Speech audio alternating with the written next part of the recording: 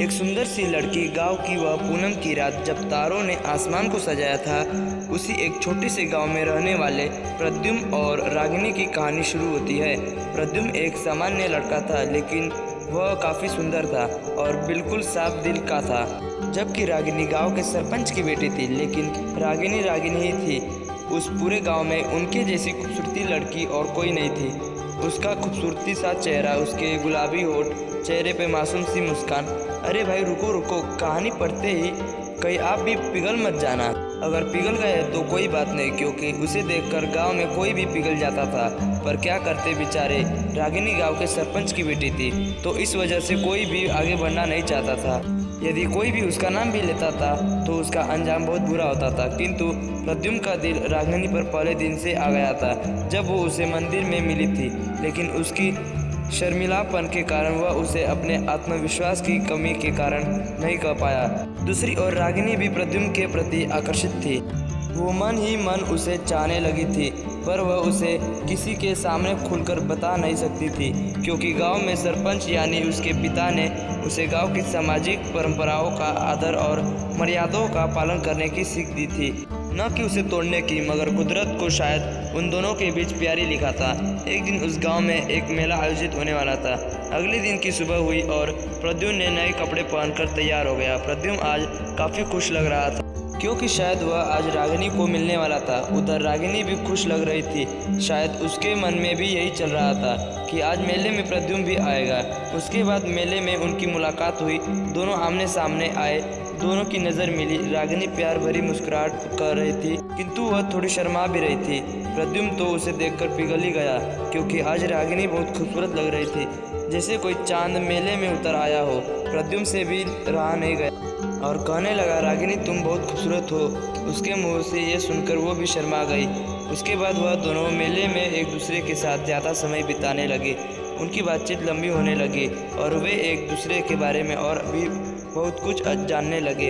आज दोनों को एक दूसरे से बातें करना बहुत अच्छा लग रहा था। मेला खत्म होने के बाद प्रद्युम्न ने अपने दिल की बात रागिनी से कह दी कि वह उससे प्यार करता है। यह सुनकर रागिनी को अच्छा तो लगा, किंतु थोड़ी सी परेशानी थी, क्योंकि उसके पिता ने उसे बहुत कुछ सिखाया था। इसलिए उसने प्रद्युम्न के आगे अपने भावनाओं को छिपाने का निर्णय लिया और रागिनी ने अपने दिल पर पत्थर रख कर प्रद्युम्न को जवाब दिया कि तुम ये क्या कह रहे हो, तुम मुझे गलत समझ रहे हो।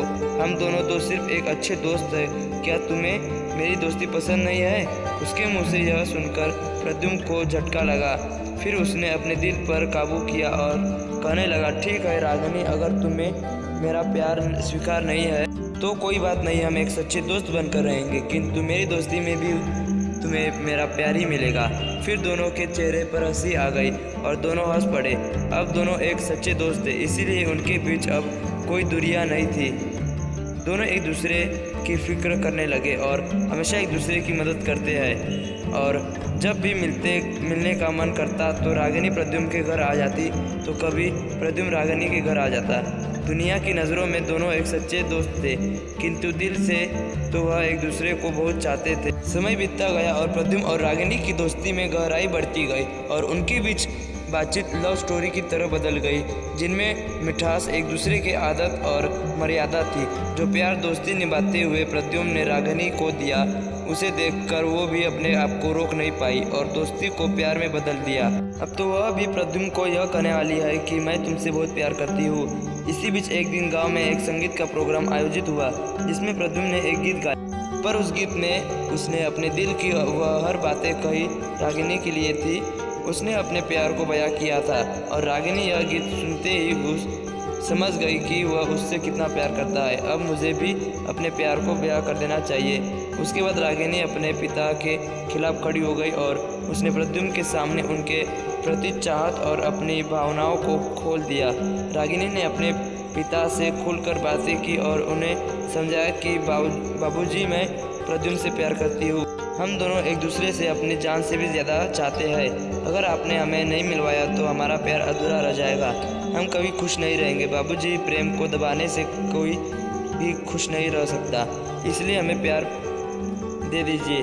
प्रद्युम्न ने भी रागिनी के पिता से बहुत विनती की और समझाया कि मैं आपकी बेटी को वह हर खुशी दूंगा जो वह चाहती है। मैं उसे बहुत खुश रखूंगा। रागिनी के पिता भी उनकी खुशियों को समझ गए और यह भी समझ गए कि इन दोनों को अलग करना ठीक नहीं रहेगा और उन्होंने उनके प्रेम को स्वीकार कर लिया। ठीक है बेटी, मैं तुम्हारी खुशी के लिए तुम्हारा प्यार को स्वीकार करता हूँ। अपने पिता के मुंह से ये सुनकर रागिनी तो खुशी से पागल हो गई। आप मेरे सबसे अच्छे बाबूजी हैं। प्रद्युम्न और रागिनी की लव स्टोरी अब एक नई शुरुआत के साथ एक नई दिशा में बढ़ने जा रही थी। प्रद्युम्न और रागिनी के प्रेम की कहानी गांव के लोगों के बीच एक प्रेरणा स्रोत बन गई, क्योंकि उनमें आदर और मर्यादा इसलिए थी और उन्होंने यह भी सीखा कि प्यार को सीमित नहीं किया जा सकता, बल्कि उसे स्वतंत्रता से जीना चाहिए, किंतु अपनी मर्यादा में रहकर। मर्यादा ही प्रेम का दूसरा नाम है। इस प्रकार प्रद्युम्न और रागिनी की अद्वितीय प्रेम कहानी ने दिखाया कि प्यार में कोई भी हार जीत नहीं होती, बस सही समय सही वक्त आना चाहिए। उसके बाद वे एक दूसरे के साथ खुशियों भरी जिंदगी जीने लगे। दोनों एक पल को यादगार पल बनाने लगे और उनकी कहानी आज भी गांव के लोगों को दिल में बसी हुई है। True love story.